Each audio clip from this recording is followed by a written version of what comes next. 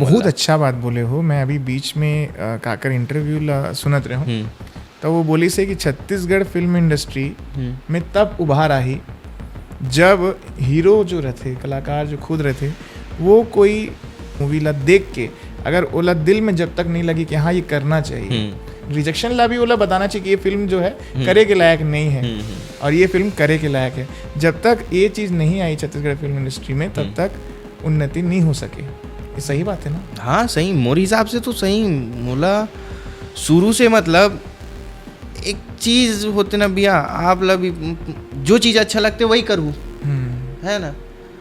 अब मैं वो गाना मोला पसंद ही नहीं आते और मैं अपन पब्लिक ला गाना पेल पेल के देखा हूँ कि देखो रे ये गाना में रील बनाओ रे, और मैं ही रील नहीं बनाता हूँ काबर कि मोला पसंद नहीं है, भले पैसा भर में कर ले तो का मतलब वहू मन मोला बखी ना कि कैसे गाना करे था। आज भी कमेंट आते, अगर मुझे कोई एल्बम आते था, अगर मैं पोस्टर डालता हूँ तो कमेंट आते कि अगर नितिन गाना करे तो गाना अच्छा हो या वो सोच समझ के ही गाना करे हो ही। मोर से कई पीछे जे मन अभी आए हैं 1 साल 2 साल हुए, तो मन आज भर भर के गाना करे थे भाई, 30 40 50, कई जन मन तो 100 पार।